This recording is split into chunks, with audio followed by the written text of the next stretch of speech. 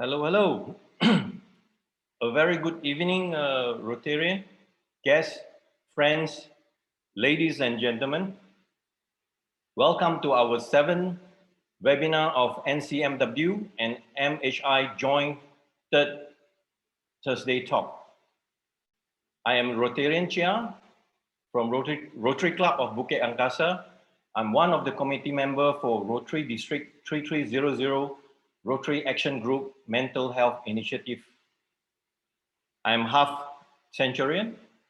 I believe in impact-driven project like this webinar to reach, to share, to educate people where sharing is caring.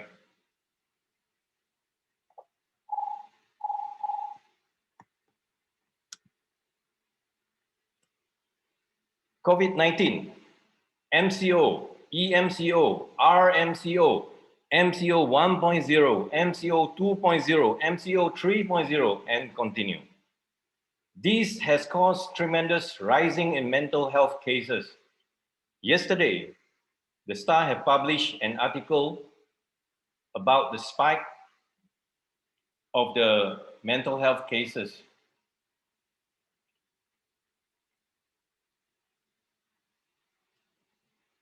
Sorry. Of the spike of 40% in mental health crisis, demand the attention to take care of the mental health care more than triples.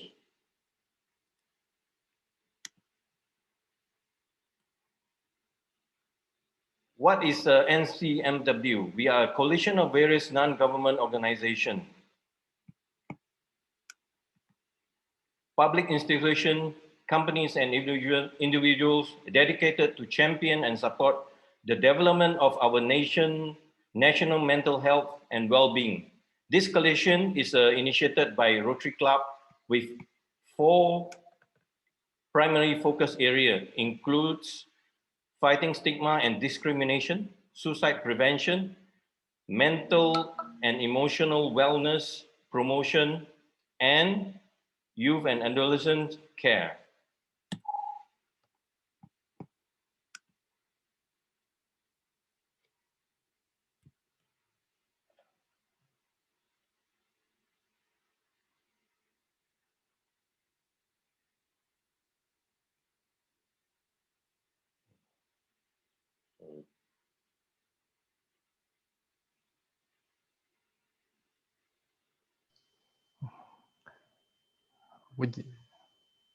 Sorry.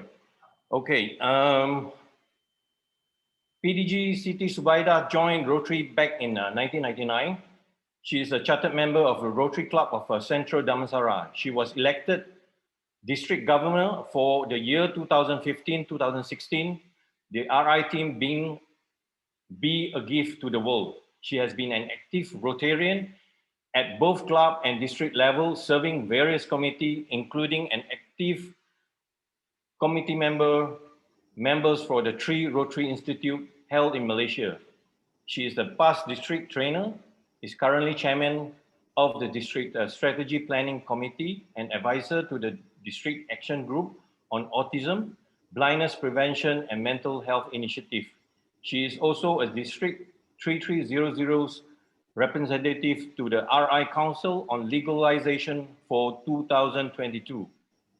City is a major donor and annual contributor to EREY to the Rotary Foundation. City is in the coming District Rotary Foundation chair for the next 3 years. Professionally, she is a private investigator and a security consultant and manager for her own company, Corporate Risk Consulting Sendram Berhad. She is also sit on the advisory panel of the Women Institute of Management. She is the past president of the World Association of Detectives. City's passion for the service through her work in Rotary. She is the advisor to our DAG-MHI and currently a pro-tem chairman of NCMW, spearheading for the formation of the coalition. Please welcome PDG City to speak the latest development of the NCMW. PDG. Hi, everyone. Good evening. Can you hear me?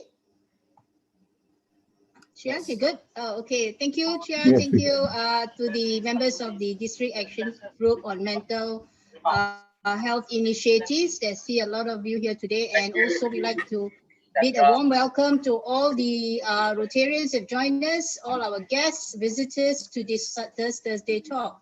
Well, the National Coalition of Mental Wellbeing is basically formed to help everyone. All of us here in these days of the pandemic, one way or the other, we need a shoulder to cry on. And that is exactly our role. And we hope that these Thursday talks that we'll be doing every month, mark your calendar, every third Thursday, there'll be something for you from this committee for you to share with your friends, your family, your kids at your workplace. So it is something that we like to share with everyone every Thursday on your mental health well-being. And that's a very crucial thing at this time of the pandemic. So let's render a hand, render a support, and call each other wherever you need, because mental health well-being is everyone's business. Enjoy the session today and stay safe. God bless. Go back to you, Chair. Thank you, PDG City. Thank you very much. The back burner over the past decades, and in revitalizing this Rotary Foundation, acknowledging importance. Thank you, PDG City.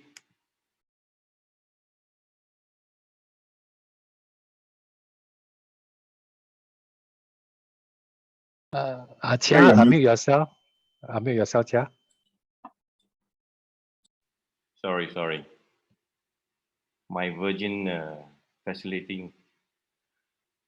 Joining us today is a superwoman, young and gorgeous, amazingly one of the best financial planner expert. She is definitely one of the brightest stars in wealth management, where proven from her past 9 years sales portfolio with Prudential.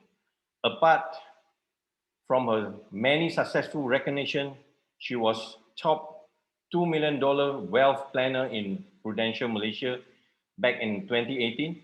She is also a co-author of the Perfect Mindset book and the youngest speaker at MDRD Day Malaysia 2019. She is the Chief Executive Officer of the FinPrize. She is also a President nominee for Rotary Club of Pantai Valley. The best part, she is single and available. Let's welcome Lynn Yvonne. Okay, thank you, Chia. Good evening, everyone. And I'm Yvonne. So today I want to introduce our very important speaker here, which is Dr. Siva. Dr. Siva, a board of certified lifestyle medicine physician, is the founder and president of Malaysian Society of Lifestyle Medicine, which is affiliated to the Lifestyle Medicine Global Alliance. He is on the advisory board of the International Journal for Disease Reversal and Prevention. He is one of the exam question writer for the Lifestyle Medicine Board Certification Examination. Dr. Siva founded and headed the Amrita Integrative and Lifestyle Medicine Center. His clinical expertise in this management of lifestyle, stress, and also diseases include diabetes, hypertension, and also food intolerance, among the others. So let us welcome our most honorable Dr. Siva, the speaker of today.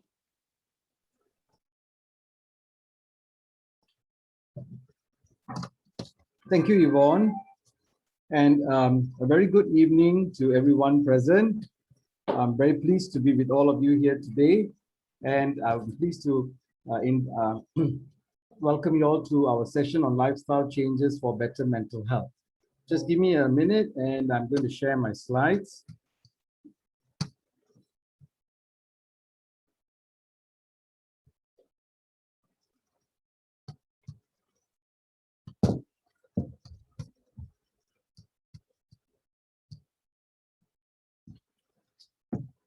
Okay, so today we are going to be talking about lifestyle changes for better mental health, right? Usually we talk about lifestyle changes for physical health, but there are also lifestyle changes that we can do to make sure that we enjoy good mental health, which is becoming increasingly important. So what we'll do is we'll have a quick look at some basic statistics. Then we look at what contributes to poor mental health. And we'll see what are the lifestyle changes that we need to do to reverse this. Okay.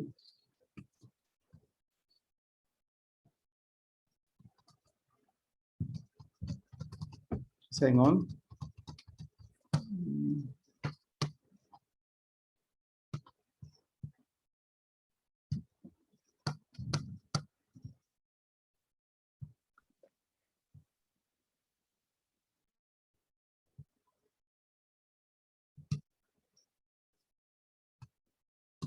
So what do we mean by mental well-being? So mental well-being is a state of well-being where an individual, okay, is able to realize his or her potential, able to cope with normal stresses of life, has enough resiliency, is able to work productively and contribute to the community. Now, according to WHO, they predicted that depression will likely overtake heart disease and cancer and become the single most common chronic disease by 2030. And this was done way before the COVID pandemic started. Well, I don't know whether we'll hit that before 2030, right? Now, worldwide, 1 in 4 experience some form of mental health problems, and anxiety is the most prevalent mental health issue. Now, let's look at Malaysia. Now, if you look at the National Health and Mobility Survey, compared in 1996, it was 10.7 people with the prevalence of mental health problems. And it increased rather slowly to 11.2 and 12 by the time it was 2012. But between 2012 and 2015, there was a rapid increase to 29.2% of the Malaysian population being, about the prevalence of mental health issues. Now, the National Health and Mobility Survey 2019 indicates that 2.3% of adults have depression and 7.9% of children have some sort of mental health problems due to poor interaction with their peers. All right, now let's look at the contributing factors. Why is it that we are having these challenges, and what can we do? So one of the main components will be stress, right? Now, stress, we all know, is the health epidemic of the 21st century, okay? And there are many published papers linking a stressful life to anxiety and depression. So what is the relationship between stress and mental well-being? So when we experience stress, this activates certain pathways, all right? And the end result of this activation is that we have this stress chemicals being released called the cortisol, adrenaline, and noradrenaline. And at the same time, the relaxation component of our nervous system is switched off, okay? And what happens also is that we have brain chemicals called the neurotransmitters, which are the serotonin, dopamine, and GABA. Serotonin is what we call Mr. Happiness, and dopamine is the Mr. Motivation. GABA is the grand controller or the inhibitor who manages everything and doesn't let anyone get overexcited. So when a person experiences stress, what happens is that the production of the neurotransmitters are reduced. Okay, now, of course, causes of stress, right? Like I was watching the video earlier, work stress, okay, stress at school, stress at home, and discord at home is increasing rapidly due to the lockdown and everybody being confined in a limited space, okay? And what about technology, all right? I think there are many people who are very, addicted to the phone, all right?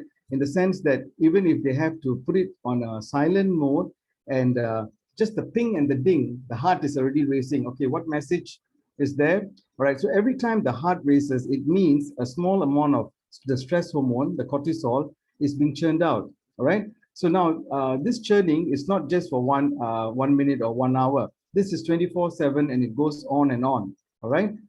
And there was an interesting survey done by this person called Professor Adam Adler. He wrote this book, Irresistible.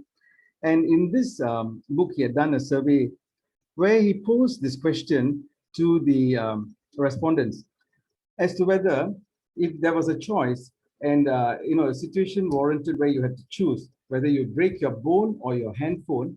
And I was amazed at the answer. 46% of the respondents would prefer to break their bone. So, they need to save their handphone. They don't mind breaking their bone. And the other 54%, it was not an easy decision. They had to think about it. Okay, the phone or my bone, all right? And we spend a huge amount of time on the smartphones, okay? On the average 3 hours as compared to 18 minutes pre-smartphone era, okay? Now, with the COVID pandemic, right, we have other forms of stresses, right?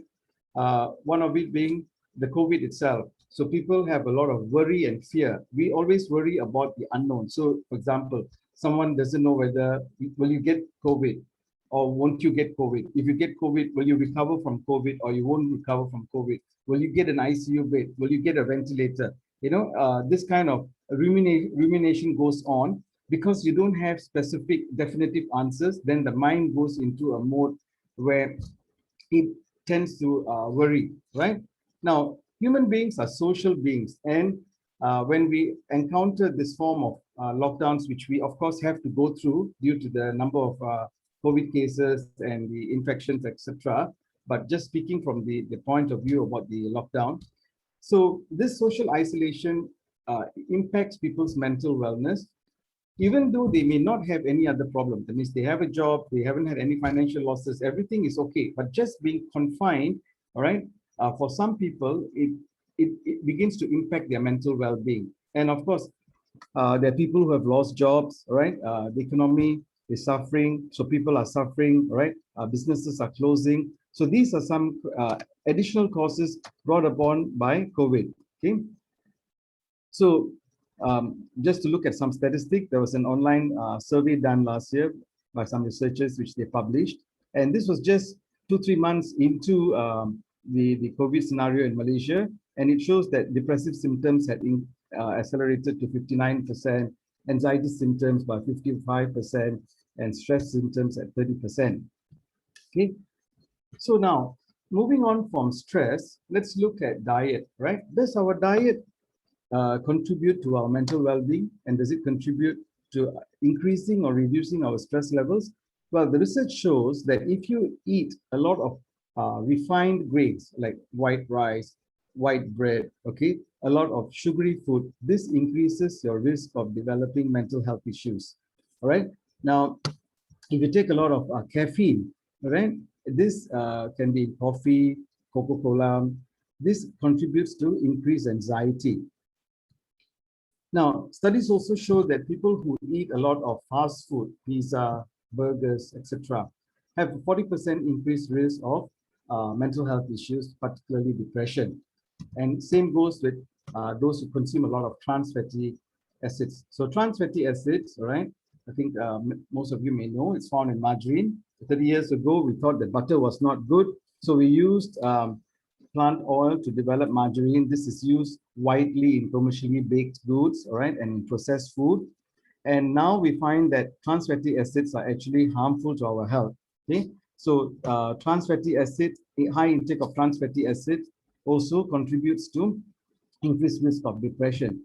Now, if you eat a lot of fried food, a lot of red meat, a lot of which has a lot of saturated fats, this decreases your blood flow in the brain, decreases the production of the neurotransmitters. Remember the brain chemicals that talk to each other, and this increases the risk of developing mental health problems, right? Now, as man evolves, okay, what's happened is that instead of becoming more active, we've become more sedentary. And the only part of our body that is very active and that we exercise routinely and regularly are our fingers. Either we use our handphone, we use our tablets, laptop, computers, etc. All right. Now, many studies have shown that a sedentary lifestyle increases the risk of mental health issues. For example, one such study is called the Sun study, and this looked at 10,000 participants in their study, and it correlates with the fact that a sedentary lifestyle, lack of physical activity, increases the risk of mental health problems, all right? And the risk of not exercising is as bad as smoking. So sitting is the new smoking. Now, what about smoking? All right. Many smokers feel that they need to smoke because smoking helps to alleviate anxiety, helps to reduce the stress. But actually, the reverse is true. Smoking, when you smoke, there's nicotine, and that actually increases your production of your stress hormone cortisol. So it also, over a period of time, increases stress, increases anxiety, and smokers are more prone to depression than non-smokers. Alcohol. All right. Now, alcohol again. People feel that if I'm very stressed, I have some alcohol, I feel more relaxed. Okay. It is a common method of managing stress and anxiety, but it may not be the most effective way because alcohol is actually a depressant, right? And again, it contributes to increased anxiety and stress over a period of time. Now, people who are socially disconnected have a shorter lifespan, increased risk of mental and physical health issues. Now, though we are very technologically connected, but we are very disconnected in a way, okay? So many people are connected only on social media, and multiple studies are beginning to show that high social media use increases the risk of depression. All right, now, what's the link between our gut and our brain? Okay, now let's talk about our gut for a minute. Okay, the gut is host to billions of bacteria, right? And it basically should be 70% good bacteria and 30% bad bacteria. But due to our unhealthy lifestyle, like what we discussed earlier, all right, now this balance may not be in optimum. So when this balance is not optimum, we have an issue because the gut hosts the microbiota or the organisms, right? And the gut and the brain are linked. So what goes on in the gut influences our mental health. So influences the productions of neurotransmitters, stress, mood, behavior, etc.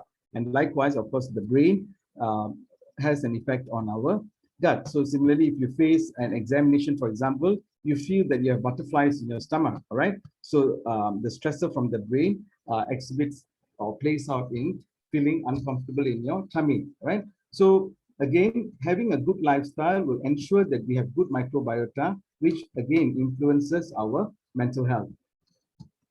So what are we going to do, or rather, what are the changes that we want to make, all right? What are the lifestyle changes that we want to make so that we can have better mental health? So we're going to focus on the 6 core pillars: healthy eating, physical activity, how to manage our stress, forming and maintaining relationships, improving sleep, and avoiding risky substances. So before we start talking about food, let's talk about eating. So do we do mindful eating, or do we mindlessly munch? All right. This mindless munching usually comes into play when we have stress. When we have stress, all right, we eat even if we're not hungry, and we tend to snack on junk food. So nobody is going to say, I feel stressed now to sort of manage my stress or to feel better.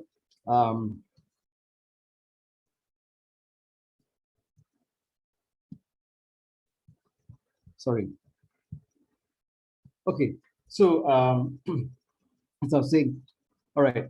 So when we feel anxiety or stress, we're going to snack on junk food. We're not going to be snacking on a celery stick, or we're not going to have an apple to munch on, right? So what are we going to do? We're going to look for a chocolate, or we're going to look for some crisps. So it's always something sweet or something oily. Why? Because the stress hormone works in such a way that it promotes the liking for this sort of food. So if we are aware that we have stress, and when we have the tendency, we don't have to always do that. Of course, it's not going to be that you never ever do it, but once in a way, it's okay, right? So what kind of food do we want? We want to have a diet, right? A diet that is high in antioxidants, high in nutrients, okay? It is anti-inflammatory in nature. Why? It will help to repair any damage to the brain, okay? At the same time, we want a diet that promotes the balance of the neurotransmitters and blunt the effect of stress. So what kind of food should we be eating? We need to have a predominantly plant-based diet, because it's high in fiber, it is also nutrient dense. Now, we don't want a diet that is high in calorie but nutrient empty. Okay. Now, if we look at our National Health and Mobility Survey 2019, right? Now, almost 95% of adults do not consume the recommended servings of vegetable per day. So the recommended serving is 5, and that means most adults don't actually consume 5 servings of vegetables per day, right? So then you can also understand why we have got a high risk, or rather we have our incidence of most chronic diseases are very high. Okay.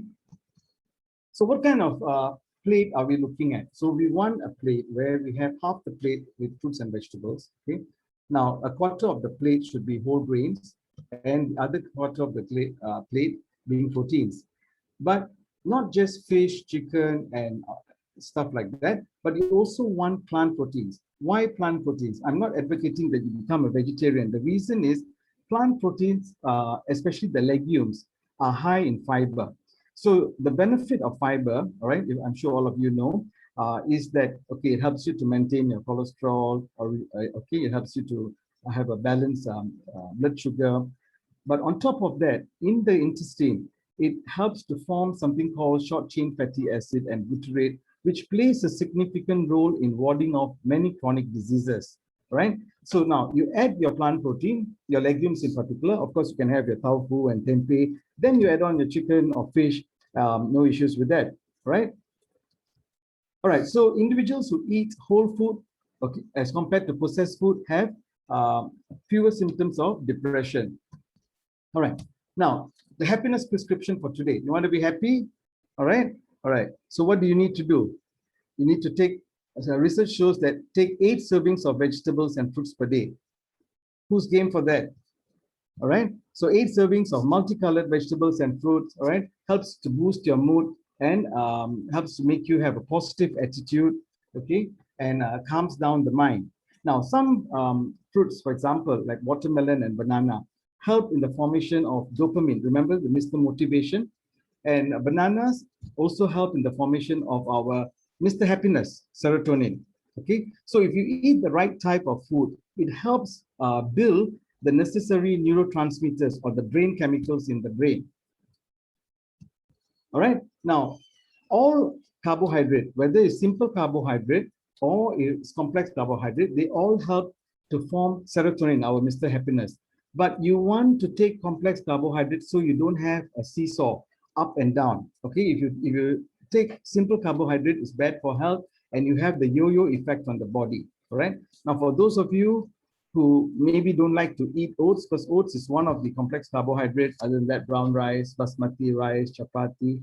All right. You don't have to eat oats the traditional way with milk. You can make oats with hot water. You can add sambal to it, or you can add some curry or dal, or you can have oats as your porridge and eat it with your dishes.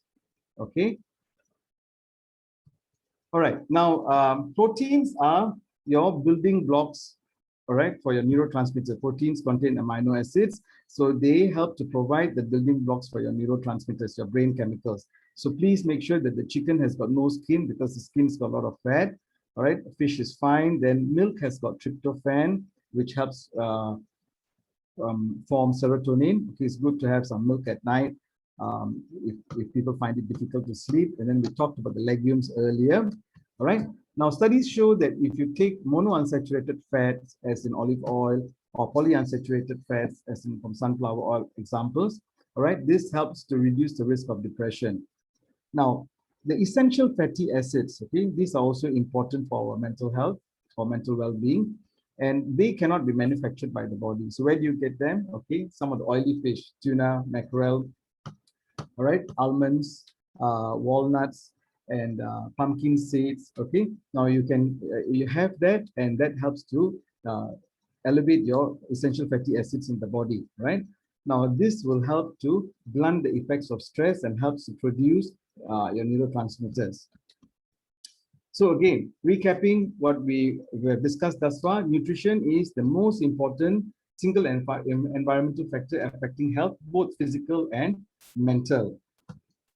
right? So this is a study called the SMILES study. It's a randomized controlled trial. And what they found was that they looked at dietary improvement for patients with major depression, and very interesting outcome, 32% of patients with moderate to severe major depression remitted with nutritional intervention alone.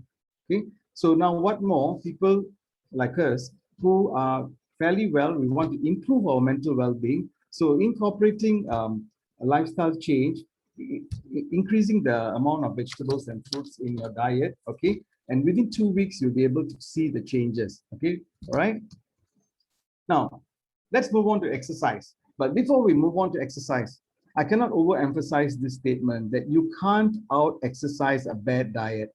Now, this is very important because I've got patients who exercise very diligently. They'll walk up Gassing Hill, but then when they come down, they'll go to the restaurant, Raju's restaurant. I'm not sure if all of you are familiar with Raju's restaurant. And then they have their teh tarik and roti canai.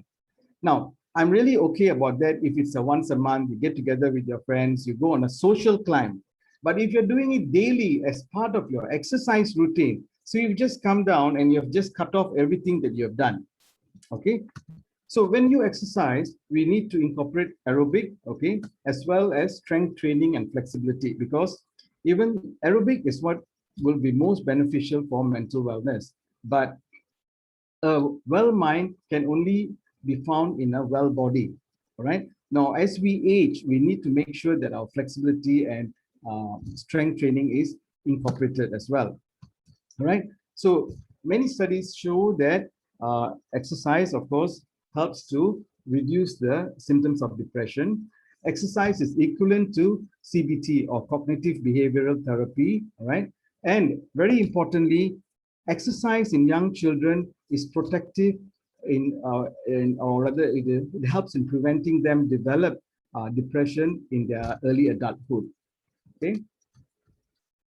So we talked a lot about stress earlier. So how are we going to manage stress? Because that is one of the main components of mental well-being, right?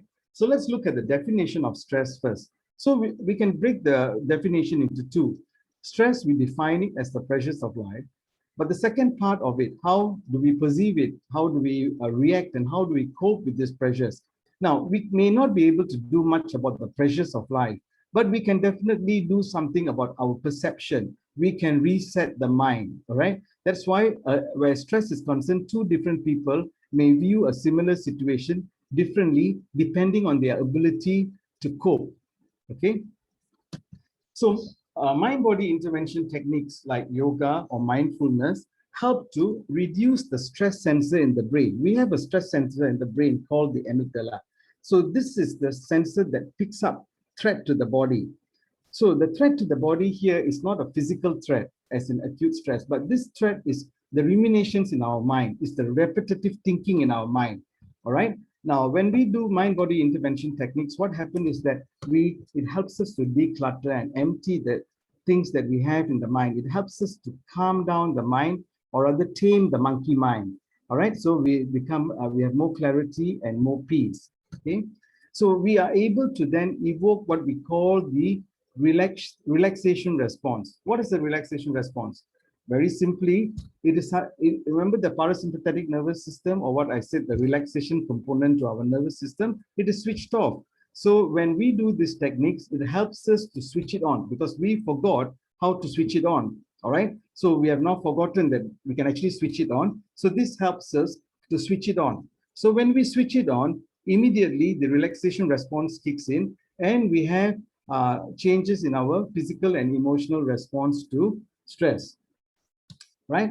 Now, other than that, of course, exercise also helps to reduce the effects of stress, and do things that you enjoy, maybe singing, maybe dancing, all right? Don't take life so seriously, all right? Inject a bit of humor and connect with nature. Connecting with nature is very important, all right? So especially now that we are all locked down, and we are at home, okay, take some time to go out. Of course, you're going to ask me, Doc, where can we go now? I can't go to any park, I'm locked down, right? So, but what you can do is you can actually,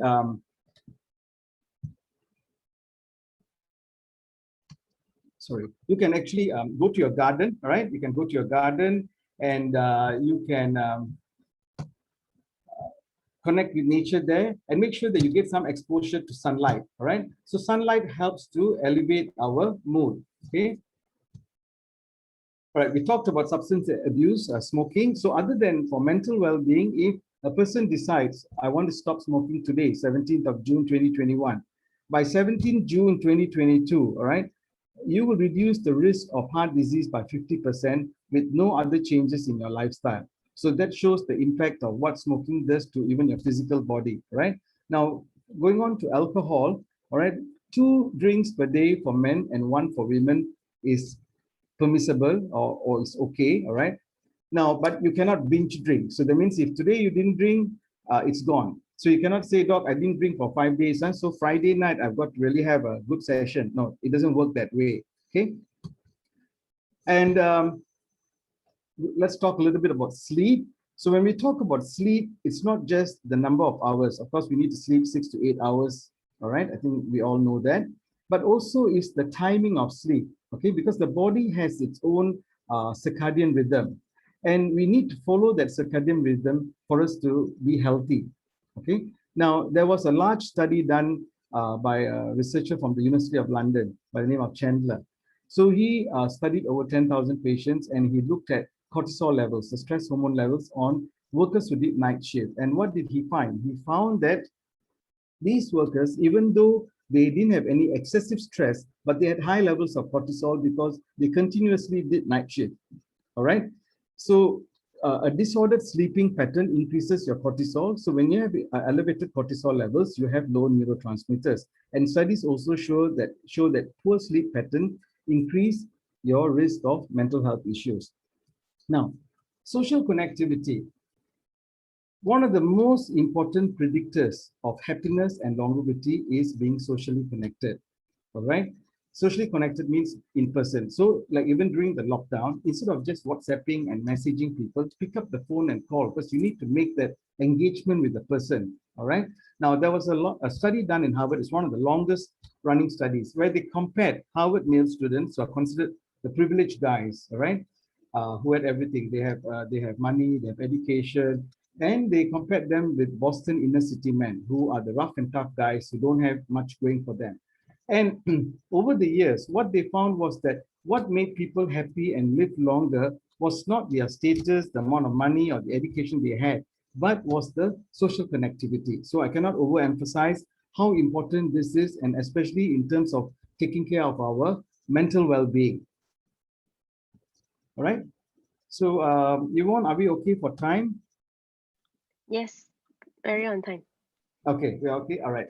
Okay, I'm just going to share. This is a patient of mine. He's a Middle Eastern man who presented in November 2019 with social phobia. But because he was very heavy, so we decided to do some tests and found that he was actually diabetic. He didn't know, all right? And his anxiety score was, he had moderate anxiety. So what was his diet like? He only ate rice and meat, no exercise. So this was a very motivated patient. Okay, he will come for his consultation with a notebook, and if he doesn't understand anything I'm saying, he will write in Arabic. He speaks good English though, you know, and he will go back and he will check and he'll come back to ask me. Very motivated, a very disciplined guy. So anyway, so I told him, okay, this is what you should do. So he adopted a plant-based diet predominantly because basically we are going from actually no vegetables, no fruits, to incorporating vegetables and fruits into your diet. As I said, it's not becoming vegetarian. But what we are doing is, I told you earlier, 95% of Malaysians don't eat the recommended 5 servings of vegetables and fruits. So where are you going to get your vitamins and minerals from? You can't get it from your rice and your protein. Okay, all right. And then he will exercise every day, 1 hour, 5 times a week, as recommended. And we did yoga for anxiety. By the end of February 2020, his GAP score was normal. He has no more social phobia. His weight had dropped to 90 kilos. And his HbA1c had come down to 5.8, and he's maintaining that now. So I have another 18-year-old girl who presented with anxiety in August 2020. She has a family history where the father had diabetes, stroke, myocardial infarction. She was obese with a BMI of 34. GAT score was moderate anxiety. Actually, I want to highlight the type of food and their lifestyle patterns. So what's her diet? Grab food because father is bed bound. and they are not able to sort of manage everything. It was just a few months after the father had a stroke. Irregular eating pattern. She's a student, so they sleep at 3 o'clock, 4 o'clock, 5 o'clock in the morning. So they get up at 12 o'clock, and then they start breakfast or lunch. I don't know what it's called. And then so everything is not right. You know, the system is not right. So she has a lot of stress as well. So after lifestyle intervention, where we also did yoga for anxiety, she did her exercise, all right, walking, diet modification, again predominantly plant-based. But with her, it was a little bit more challenging because you see, this is a young girl who only does grab food. So the first, I can't tell her don't do grab food, don't buy food, you cook. You can't. It's not going to work. So first step would be, okay, you know, you get your grab food, you get your meat and your vegetables. And then why do you want to eat this lousy rice? Why don't you go and buy some good brown rice? Can you do that? Yeah, okay, can. All right, so first step done. Okay, then after a few visits, you know, maybe the vegetables is not enough. You think you can make a salad? I'll teach you how to make a salad. Yeah. I think I can cook some tauge. Okay, you go step by step, you know. And then after some time, usually what the patients start doing is they start sharing all the dishes they are making, all right? And anyway, by October 2020, her GET score had come down to mild anxiety, and by this year, her anxiety is more or less under control. She's doing quite well. Okay, so as I said, as Yvonne introduced me earlier, I'm from the Malaysian Society of Lifestyle Medicine, and we are affiliated to the Lifestyle Medicine Global Alliance. And the objective of this society is to help, it's twofold. One is we also want to train healthcare professionals about lifestyle intervention so that they can counsel patients. We also want to share about lifestyle change for physical as well as mental issues so that we can adapt a correct way of living and add on whatever else treatment that we want. See, what's happening now is we are not doing, we must understand when we have lifestyle issues, we got there because of our lifestyle. And until and unless we change that, okay, medication alone is not going to help us. Okay, so that's the objective. So we'll be having our inaugural conference end of this year. All right, maybe later I will share it with Yvonne and Dixon. Okay. All right. So in conclusion, ladies and gentlemen, lifestyle interventions that include a healthy diet along with exercise, improved stress resiliency, adequate sleep, good social connectivity, avoidance of smoking and alcohol in moderation will help to manage stress, improve mental health, and prevent physical diseases. All right. So stay safe, stay healthy, and be happy. And I'm going to leave you with a quote. Health is a choice. Okay, so which is yours? All right. Okay. Thank you very much for attending this session. And I would like to take this opportunity to thank the National Coalition for Mental Wellness, our Rotary, as well as,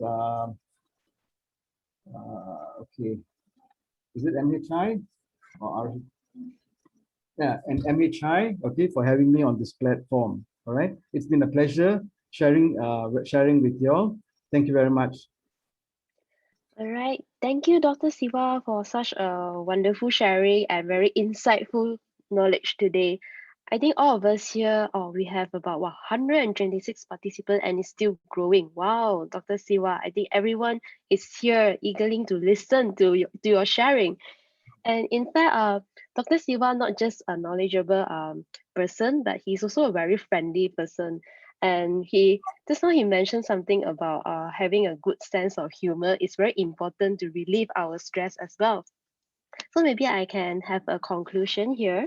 Just now, Dr. Siva mentioned about there are 6 ways to control your health, take control. So the first one would be taking care of our nutrition. Yeah, then also exercise and taking care and take note of our stress level. And how do we actually reduce our stress level is to get in touch of nature. So of course, you can just go to the garden, get in touch with greens, and then sense of humor also very important to relieve the stress. And also the fourth one will be substance abuse. Need to take note of that. And fifth one is get enough sleep. Okay. And also the last one will be relationship, does contribute to that as well. So I think these are the 6 areas that we need to take note by our Dr. Siva, right?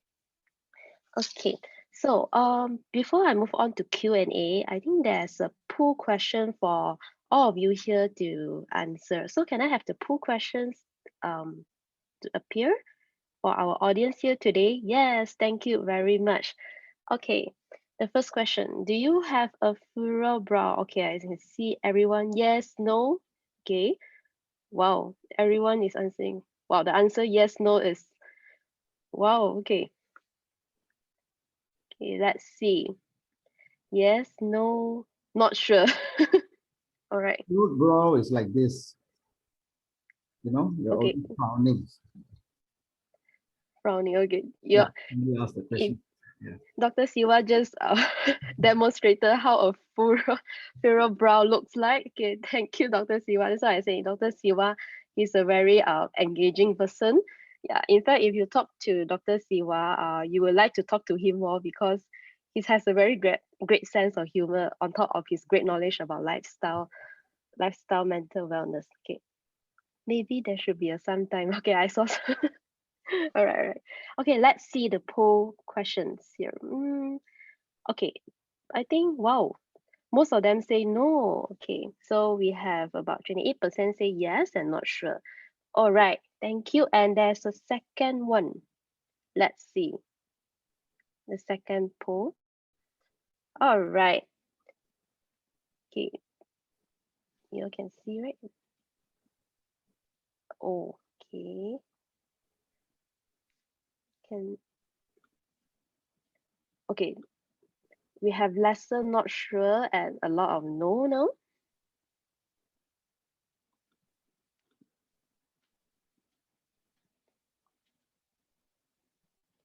Okay.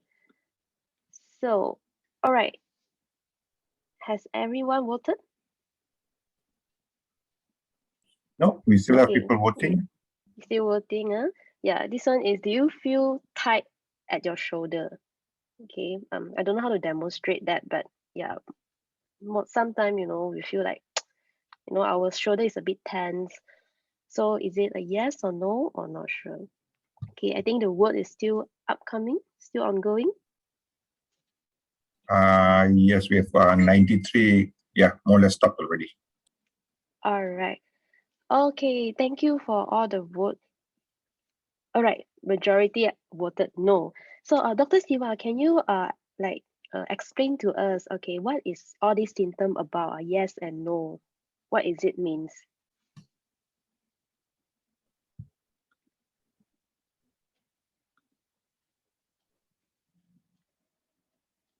Dr. Siva? Sorry, yeah, I think I Yeah. had some instability in my connection for a while. Could you just repeat, please? No worries. Okay, can you explain to the audience here, what is it meant by yes and no in terms of tense at the shoulder and also furrow brow? Okay. Actually, what the signal? Yeah. All right. Okay. So basically, some of the symptoms of external symptoms of stress is, you tend to always have a furrowed brow every now and then. You even when you're thinking, you will do that, right? So they're actually external signs of stress. And the other common one is you always have a lot of stiffness around the neck and shoulder, but we think it's just shoulder pain. So basically, because before our mind registers that we are experiencing stress, our body registers it. All right. Why? Because you see this whole thing about stress. When we talk about acute stress, it is all about a fight or flight. That means is to protect ourselves. So the body will start getting tense to actually either fight with somebody or to run away from the situation. Okay. But here, like as I said, it's not acute stress. It's not like there's a bear chasing us or there's a threat physically, but the threat is in our mind. So there is no place to run to. So there's no downtime after that. So we keep on having that pain and or the tightness, or I think somebody said in the chat, like a heaviness in the shoulder, but we think it's because it's only contributed by, let's say, laptop use, or maybe we're always writing. All right. So that's what these two basically, these two questions are some symptoms of external stress. So if you find yourself doing that, then you got to take a step back and create that awareness in your mind. Okay, is it that I'm actually experiencing stress, but it has become part and parcel of my life? So I live with it thinking it's normal. Okay, all right. Is that okay, Yvonne? Yes, yes, very clear. Thank you so much, Dr. Siva. Okay, now we will open up to the most exciting session of the day, which is the Q&A session for our Dr. Siva. So if all the audience here, if you have any question you have in mind, I believe everyone here have a lot of questions for our Dr. Siva here. Yeah, it's so honorable to have him here. Okay, you all can start to type your question at the chat box, and we will raise up to our Dr. Siva on lifestyle, mental wellness. Okay, so I think I will proceed with me first, since yeah, I have a lot of questions for Dr. Siva. Okay, I will start from myself. Okay, Dr. Siva, just now you mentioned about vitamin D just now during your talk. So I would like to ask, does vitamin D does help in terms of our mental wellness? Yes, actually, just to give a little background on vitamin D, our previous sort of thinking about vitamin D, even from the medical fraternity, we always thought that vitamin D was just related to bone health because it helps to absorb calcium. Then along the way, we begin to realize that vitamin D plays a big role in both our physical and mental health. And low levels of vitamin D, research is beginning to show that it can lead to depression-like symptoms.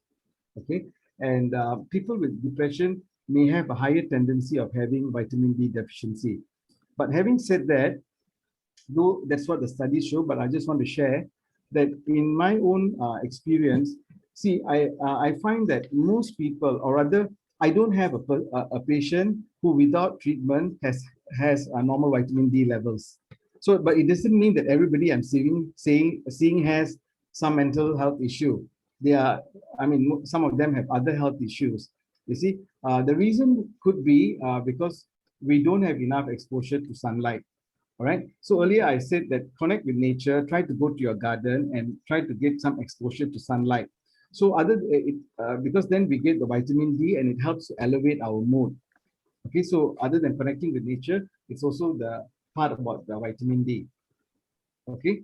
So, and what I also find is that, for example, let's say people who are maybe 40s, 50s, even though their vitamin D levels are low, it is not as low as people who in the 20s.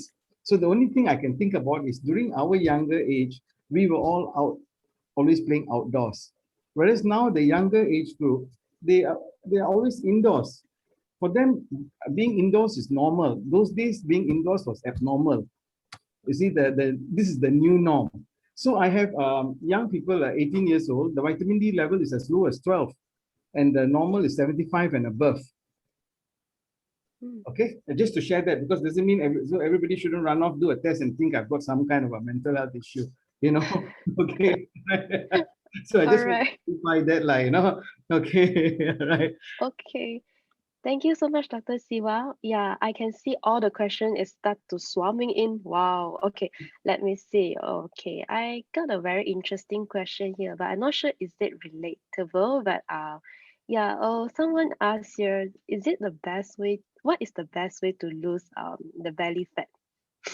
Yeah. So maybe Dr. Siva can highlight us on that.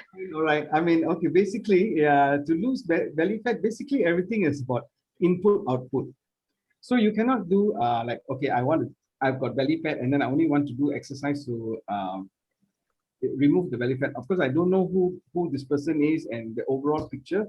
So what you should do is basically reduce the intake of your fats and your carbohydrate, your sweet dishes. Okay, that will reduce the calorie. All right, and then you've got to exercise.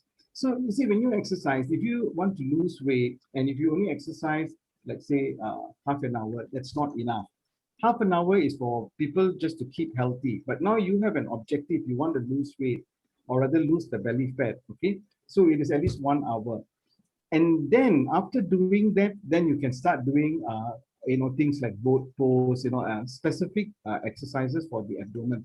And it's a very good question about this belly fat, because I mean, of course, we are going off the mental health topic a little bit, but okay, we're talking about belly fat because abdominal obesity is an independent risk factor for heart disease. That means even though you let's say you have a normal BMI, but you have your abdominal girth is more than normal, it's a risk factor for heart disease. So it's very important because the fat under the abdomen, that one has its own system and it creates a lot of havoc in the body. Okay. All right. Okay. Thank you so much. I hope Dr. Siva has answered your question there. Okay. So Dr. Siva, I saw someone in the chat box asking, okay, what about mindfulness practice and also learn connective behavior therapy techniques? What about these two techniques? Can you explain a little bit more? So sorry, mindfulness technique and what's the other one? CBT, is it? Mindfulness practice and also, yeah, CPT, correct. Connective behavior therapy. That is a behavioral therapy which is usually prescribed as a form of treatment. Okay, so that one, we won't go into it in detail now, but mindfulness is basically a state where you are become aware of what you're doing. All right. So to cultivate the mindfulness, basically you need to engage the mind. All right. So you can do activity like, say, for example, yoga. All right. So again, you need to do some kind of a practice. So then the mind becomes absorbed in that, because I told you earlier, I used the term the monkey mind. So the monkey in our mind, we all have a monkey mind, and we cannot control the monkey because the monkey does what it wants, and we have to kind of follow the monkey. So in order for us to manage the mind, we got to distract the mind. So so then mindfulness is actually a state. So mindfulness it's actually an offshoot like from these practices like yoga and all. And yoga now in the West is very big because it helps with people with, physical as well as mental issues. Mindfulness was developed by this doctor called John Kabat-Zinn. All right, so he tried to develop a technique, maybe it's about 30, 40 years. And so he developed this technique, and then he promoted something called mindfulness-based stress reduction method, all right, using some relaxation technique, deep relaxation techniques. So I hope that answers the mindfulness question, okay? So you don't have to sit down and like meditate. So mindfulness is actually tapping the awareness in the mind. So you eat mindfully. For example, like, or when we talk also, we talk mindfully. You see, many times when two people are talking, all right, before somebody can finish, the other person wants to talk because you're not actually listening to the person. You are absorbed with what you want to say, you know? And same with eating. When you eat mindfully, then you are able to taste the flavor, see the color, all right? If you eat mindlessly, you just eat one whole packet of chips, finish already. My God, I ate one whole packet of chips. That's mindless eating. Mindful eating, then you say I ate half a packet already. Oh my God, that's going to be bad for me. Okay, right. Okay, All right. I think somebody asked me about vitamin D. I saw the question earlier. So how long you take vitamin D depends on your vitamin D profile. So I want to say another point about vitamin D. See, we have fat-soluble vitamins and we have water-soluble vitamins. So water-soluble vitamins are like vitamin B, C, etc. So if you take a little bit extra, there's no issue. It's just going to be flushed out of your system. But vitamin A, D, E, K, they are what we call the fat-soluble vitamins. All right. Now you need to take it, but you need to take it carefully because they don't get flushed out of your system. So you need to monitor your blood levels. Okay, because if you harbor it in the body, it can also lead to toxicity. Okay, so I cannot give a specific answer how long. It all depends on what type of vitamin D you're taking. If you take the liquid one, it's faster, and the capsule ones are a bit slower. All right. All right. There's a question here about somebody asking a very in-depth question about some health issue, is it? Yeah, Dr. Siva, actually there are a lot of questions coming in, but I think there's one which caught my attention. It's a long one. Okay, maybe I can read it out. This person said that I have an issue with my mental health because I'm currently having a problem with my bed past pre-pandemic few years ago, and it's still held back on me. So, and during the pandemic and the lockdown, it actually make it worse. So what is the best solution I should deal with this problem?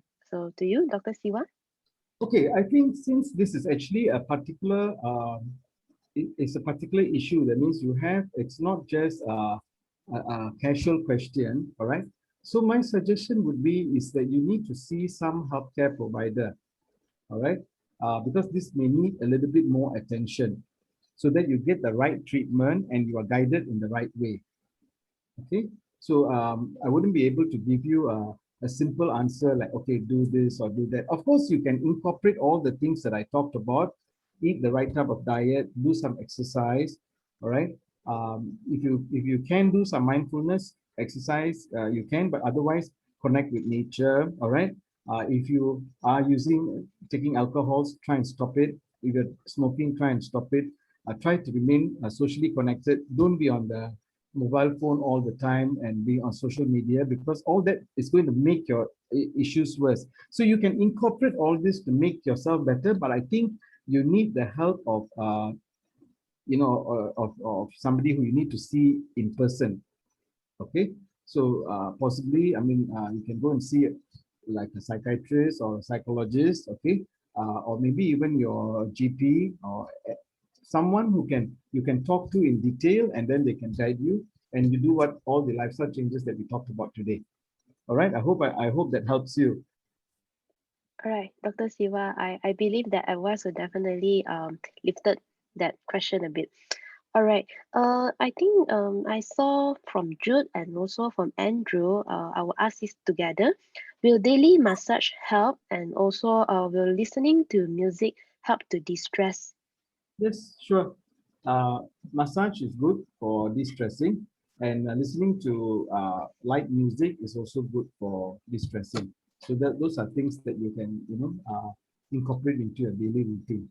I mean, music, but massage, I mean, according to what schedule you have.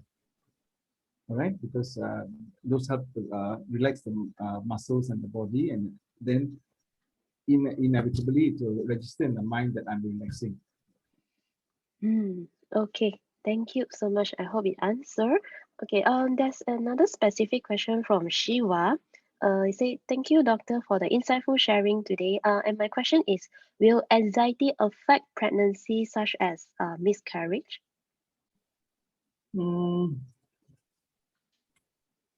Okay, I think miscarriage, there are many factors. It's not just anxiety. So it's a multifactorial issue. So I can't give you a straight, it's not like anxiety does or doesn't. It has got no direct relationship, but then it depends on what level of anxiety you have. So the best thing would be when you see your gynecologist for your obstetrician for your regular follow-up, discuss this with the obstetrician, all right, that you're having anxiety. And what is this anxiety about? Is it about the pregnancy itself, or is it about other things? And but what I can tell you is that there are some studies and research that show that the mother's mental well-being has some kind of an impact on the child, you know. So that, yes, but in terms of miscarriage, there's no direct answer that I can give you. Okay, but please talk to your obstetrician.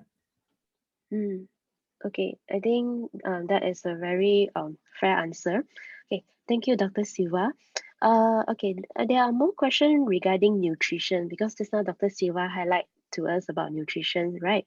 So from Moy and also from Carnegus, will virgin coconut oil and also red palm oil good for health, to help us to improve our mental wellness, and also did probiotic help us to improve our mind as well? Yeah. Probiotics, we discussed about the gut flora. So as I said, most of us may not have optimum gut flora because of the lifestyle, etc. So supplementing with probiotics is good. Though we talked about mental health, but since we're talking about probiotic, actually having good flora now is shown to be also protective against diseases like diabetes, etc. So that's why I mentioned about short chain fatty acid and butyrate in the passing. Okay, and also it is your first line of immunity. So since we are, in the middle of a pandemic, and some of the things that we should do is incorporate probiotics. So you need to take a little higher strength. Don't take like 2 billion, it's too little. So maybe something like 10 billion. They have capsules. Some brands have 10 billion. So get a good one. And coming to virgin coconut oil, yes, it is healthy. It is good for your mental wellness. It's also good for your physical wellness. It's also good for weight loss, all right? Because it's got what we call the medium chain triglyceride, so it helps to burn fat. Okay, so where palm oil is concerned, I am not able to give you a very definitive answer. Okay, but what I understand that it is a fairly good product. Okay, but I myself, I don't actually use it, and neither do I recommend it actively. So I can't comment. All right. Okay, understood, Dr. Siva. Thank you. I hope that Dr. Siva has answered your question there. And this one is not so, I saw this question, right? It's not so much about nutrition, but a diet base. So will whole food plant-based diet help in improving our mental and also physical health? Or does it doesn't matter at all? So can you please elaborate to us more? So so is it okay? I just recap with you. So the question is whether a whole food plant-based diet, does it help both mental and physical, Yep. or it doesn't matter what you eat? Is that what the question is? Yes, correct. Okay, so yes, of course, eating a whole food plant-based diet will help with your both your mental and physical issues. All right, and in fact, like the cases that we shared, all right, though they came to see me for anxiety, and I was sharing with you more about the mental health issues. But you can see all of them, they went on a whole food plant-based diet. But as I said, they also do take some non-vegetarian item, non-plant-based diet, but it's predominantly plant-based. And especially where diabetes is concerned, if you can, it's one of the fastest that you can see the changes. And although, I mean, because of the time constraint, I didn't want to talk much about this, but you must understand that mental health issues like depression has a bidirectional relationship with heart disease. I'm not sure whether you all are familiar with that, you know. So if a person has depression, they are at increased risk of cardiac events. And again, same with diabetes, they have a bidirectional relationship. Though we don't really know why, but we think that they may share the same pathway. It may be inflammatory based. So basically, I will encourage all of you to adapt, whole food plant-based diet. But also, when I say plant-based diet, we are talking more about like fresh plant-based food. You know, now there's a mushrooming of plant-based food, but then if you're going to buy the packs and eat all the things with the preservatives, of course, you know, we all do to sometimes. It's not that, you know, you eat 100% healthy, but it shouldn't be done on a regular basis. Because don't forget, then you're eating preservative, and then there's a lot of saturated, there's also fat. Because I read some of the label, because now I noticed there's a mushrooming of this product. So the older versions, I noticed all the trans fat free, all is 0. But the newer version, I see some of them got 16 grams of fat per 100 grams. So that means when you eat one portion, any portion you eat, you're eating 16 grams of some oil or fat, you see. Okay, but then basically when we advocate this plant-based diet, what we are saying is that all over, we are under eating the vegetables and fruits. Okay, so we need to up it to balance our system. And then you eat your chicken or fish in moderation, that's fine, or prawns or whatever it is, you know. Just the red meat, you need to, you know, keep a lid on it. Yeah. I hope that answers the question. Yes. Yep. Thank you, Dr. Siva. Yeah, I think the key word from Dr. Siva here is we must maintain a balance in everything that we take. Yeah, we can't take like too excessive in one area. Yeah, I think the best will be the balance, even lifestyle, even the food that we take, even nutrition as well. All right, okay. Someone typing in Tamil, which I don't know how to translate that, but there are a lot of questions. I believe, yes, on my hand here, there are so many questions for Dr. Siva, but we only have 5 more minutes for our Dr. Siva for Q&A session only. So anyone, if you all have any question in mind, it's very hard to get Dr. Siva here to share with us because he is the founder and also president of Lifestyle Medicine. It's so honored that we have here with us today. So Dr. Siva, I would like to ask, is lifestyle changing applicable to all group of people? So for example, like B40, M40, and also T20. Yes, lifestyle change is applicable across the board. You know, it doesn't have to be expensive, right? So, for example, you eat. It's how you select let's talk about, okay, the most difficult would be B40, right? So I have patients who are in the B40 group, all right? So you need to work within what, you can't ask them to go and buy blueberries and say that, okay, it's good brain food, okay? But they can eat other types of vegetables. So you can eat, let's say, all your greens, the sawi, kangkong, bak choy, they're not very expensive, right?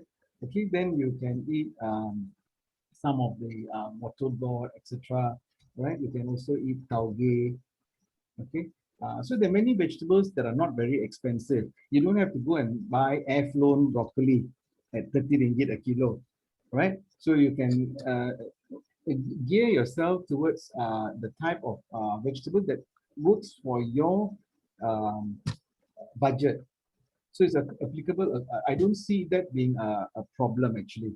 But of course, it's just that, in fact, eating vegetables is cheaper than eating meat,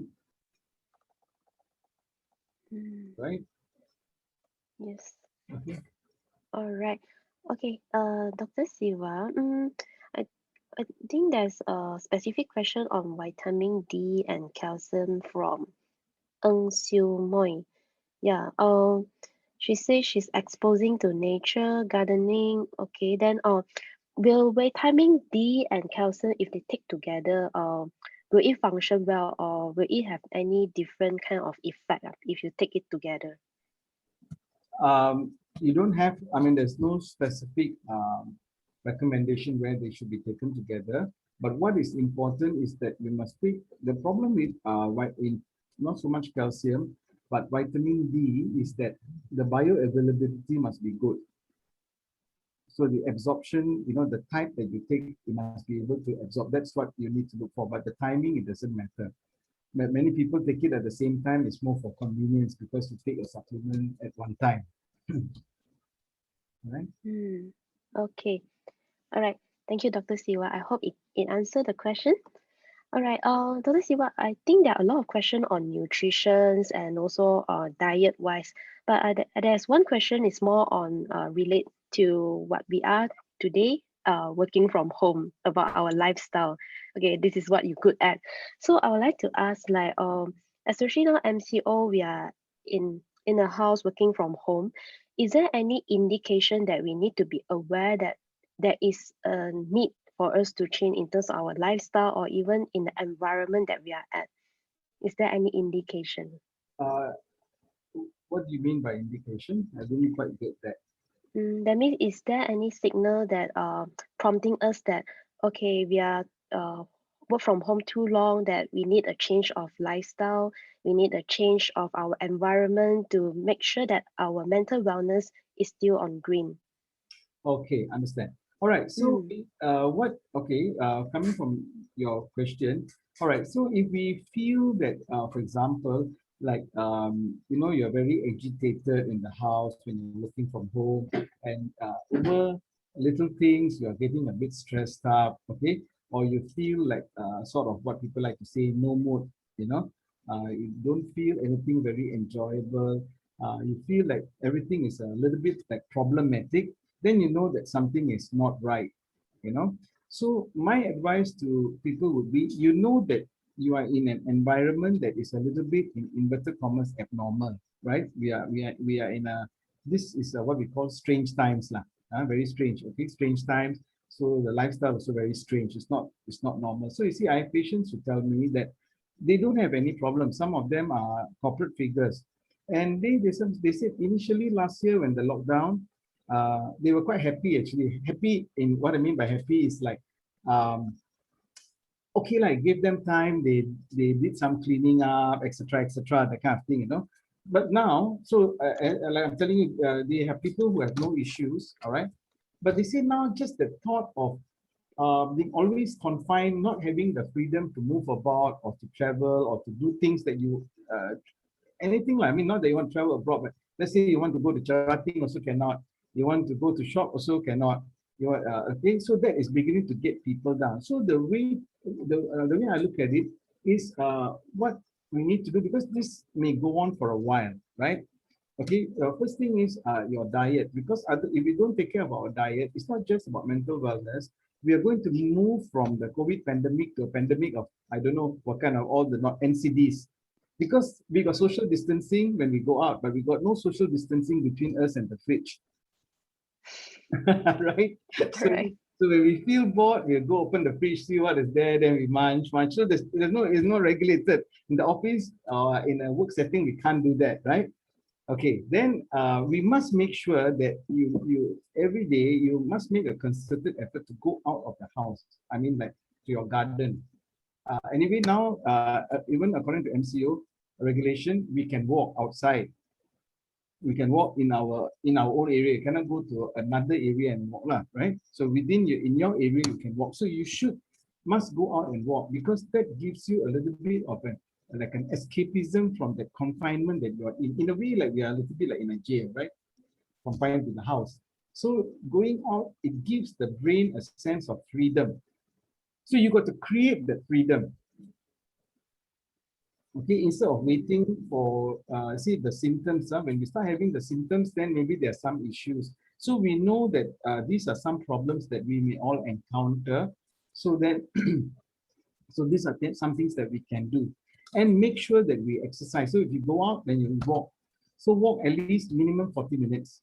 Recommended amount of exercise is 210 minutes a week. So it's basically 40 minutes 5 times a week. And any exercise we do must be more than 20 minutes. Anything less than 20 minutes doesn't really give us much benefit, okay, in terms of changes in our body. All right, so we talk about, so we do some take care of our food, okay, eat the type of food that don't take too much of the sweet stuff, because then immediately you feel good, you feel bored, you feel stressed. When you take sweet stuff, immediately we have a lot of the serotonin, the Mr. Happiness, and the sugar in the body, so we feel very happy and excited. And good lah, we say, okay, now I can work again already. Okay, then after about 2 hours, because you've taken simple sugar, straight away the body will absorb it all into the cells by releasing the insulin. So the sugar also will straight away drop. So after 2 hours, you'll be back to square one. Again, you begin to feel, ayo, so irritating to sit in this place, and then you begin to feel all that frustration again. You know, and what is worse is then the body will actually release stress hormone to break down fat to produce sugar. So for no reason you are getting more stress hormones now from your own body producing stress hormones, even though you're not actually experiencing stress. Okay, and then you do some exercise. If you can do some relaxation technique, okay, but otherwise listen to music and connect with nature. All right, do these things. Try to be more preventive lah. Okay. All right. Thank you. Thank you, Dr. Siwa. So yeah, we must be mindful in our eating. We can't be, mindlessly munching, because it will add on unnecessary stress, right? Yes. Dr. Siwa. Yes, Dr. Siwa, thank you so much for all your patience and time. Because of time is running out, I believe a lot of you still have a lot of questions. In fact, I got a pending list of questions for Dr. Siwa, but because of time issue, thank you for sharing Dr. Siwa's contact number and also his email. So feel free to reach out to Dr. Siwa to answer your personal question, or you have any question in mind to reach out to Dr. Siwa. Okay, last but not least, before I pass on the floor, because of this pandemic, everyone is very aware about mental wellness, especially at home. So do you have like a word of advice for all of us here today for us to share in this extended MCO? Okay, I mean, it's basically what I've just shared with you earlier. All right, try to very importantly, try to go out a little bit and take a walk. So you are covering the exercise. Plus, as I said, it's a little bit of an escapism from the confinement in your house, because the mind works like, okay, I'm locked down. So you need to tell your mind, okay, I'm not really locked down. I can go for a walk. All right. So it's taking care of your mental wellness that way, doing exercise, which gives you the endorphins. All right. And then also, if you have trees around, then you're connecting with nature. Right. And then, of course, make sure that even though you're working at home, try to have a regular routine. Okay. So don't start sleeping at 1 o'clock, 2 o'clock, watching movie too late, because don't have to go to office, can wake up later. So you try to maintain your routine as you're going, because the more you are regulated in your routine, you will feel, okay, it's almost like I'm going to work, but just that I'm in the house and stuck in the house. That's the only difference. Okay, so try to maintain a routine, because otherwise later you find that your sleep pattern all is very haphazard. Okay, so like Yvonne Okay. is laughing, so I don't know whether Yvonne, you're sleeping very late, is it? I would prefer not to answer that. All right. Thank you so much. You see, Dr. Siva, you are such a friendly person, I think by talking to you, I feel that my mental wellness is being uplifted by just talking to you. All right. That's good. Yeah. Okay. Thank you so much for Dr. Siva for all your time, and I will pass the floor to our facilitator, Jia. Yeah. All right, Passing thank to you, you. Yvonne. Thank you. Thank you, Dr. Siva. Thanks. So I would like to call upon PAG Canigers to say a few words. Hi, Dr. Siva. Thank you so much. It's been our pleasure to have you on board, giving us this specific talk on lifestyle. It's really apt, especially now that we're all stuck at home, as you know. And I really like what you said. You can't out-exercise a bad diet. Yeah, and the fridge is really, really not helping us. We are eating so much, and we've got to be mindful. I think it's really so good to hear from you, in depth. I think from most of us, take home message is our diet, our exercise, our sleep, go to bed early. Yeah, we tend to sleep late and get up late. And but 5 servings of vegetable, that's something really good, especially this generation nowadays. It's so difficult to get them to eat some vegetables. So 5 servings is you have to just be mindful of that. Thank you so much for being with us. And we all enjoyed your talk. My pleasure. Thank you. Thanks, PAG Canigers. I would like to invite our president, Dr. Dixon, to present the e-certificate to Dr. Siva. Okay. Thank you, Dr. Siva. So the e-certificate, in fact, is in the process. So I'm going to visit you after the full MCO and officially pass you the certificate. Sure. But it's a really good tips and things that you share with the group. Thank you very much. Yeah, For that. all right. Yeah. Chia, you want to on the PowerPoint? Yeah. Oh. Sorry.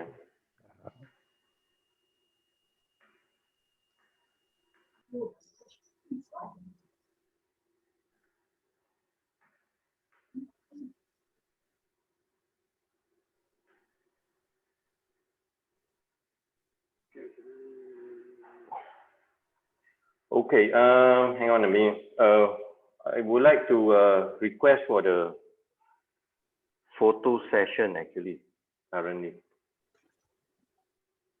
So can everybody turn on their video, please? You got to stop sharing first, Dixon. Oh, hang on, I will stop right away. Can everybody turn on the video, please? Please. Come on. Everybody. Doctor. Yes. Come on.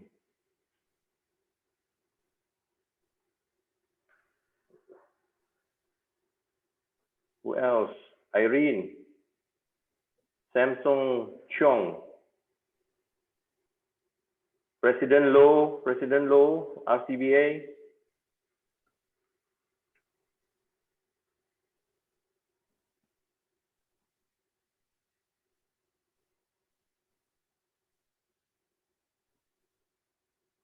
Okay. Okay. Are you capture? snapped? Hang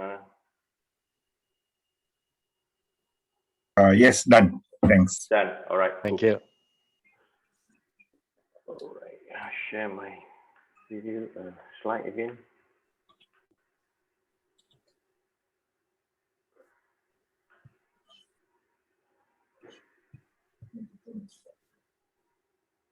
Okay, this is all the care lines where we could get to reach out for the help. There is 9 possible numbers. Please snapshot if you want to, or take down the numbers.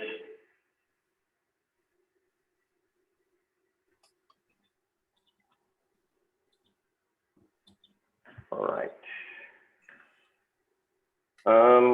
I would like to invite Terence Hugo to present for the next TTT. Thank you, Chair, for the introduction. And first and foremost, thank you to Dr. Siva for a very informative session today. And one of the points that Dr. Siva highlighted is times has changed and people habits have changed as well. What used to be an outdoor life for our youth and children has now turned indoor, and especially even more true during the pandemic. And what has happened is, do you know how much time an average Malaysian spend on their phone or on the net? What we realize is that the average Malaysian spend 9 hours on the internet and 3 hours on social media. Just imagine this, right now during the lockdown, how many more hours do you think our young children and youth are clocking in? A lot of hours. And this is exactly an issue that we would like to highlight. The nature of bullying, whether it's in workplace or whether in schools. The Star reported 8 out of 10 children faces bullying in school. It's 8 out of 10. But then all of us here will be saying that people are not going to school right now. Don't worry, I have another stats for you. Actually, Malaysia is number 2 in Asia for cyberbullying. That is how serious the situation is. Perhaps you might be asking like Hugo, like, I don't feel it, right? Last year, around this time, there is a 20-year-old young lady who committed suicide due to people spreading fake information of her on the web and cyberbullying her. So that's the reason why next month on 22nd July 2021, join us with Datin Wong from Childline Foundation and Pawit Koran, the recent English-speaking union, public speaking champion who spoke on mental health. So we have a subject matter expert together with a youth representative coming together to share with you how can we deal with bullying. So I think Samson commented, aren't there any law? I think this is exactly what we want to discuss, Samson, because as what we have realized with the coalition, we are trying to cover a lot of grounds. Today, you learn about lifestyle medicine. Next month, you learn about bullying.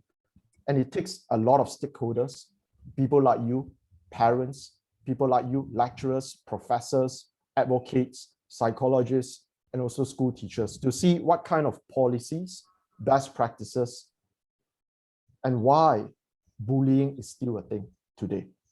So join us 22nd July. I will see you next month. Back to you, Chia. Thank you. Thanks, Terence. Thank you very much.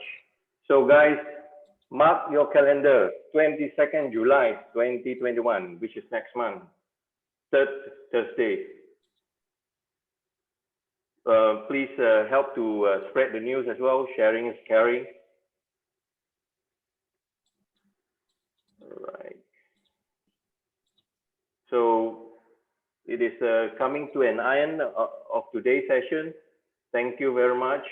Stay safe. And balance is the keyword, I would say. Health is a choice. It's your choice.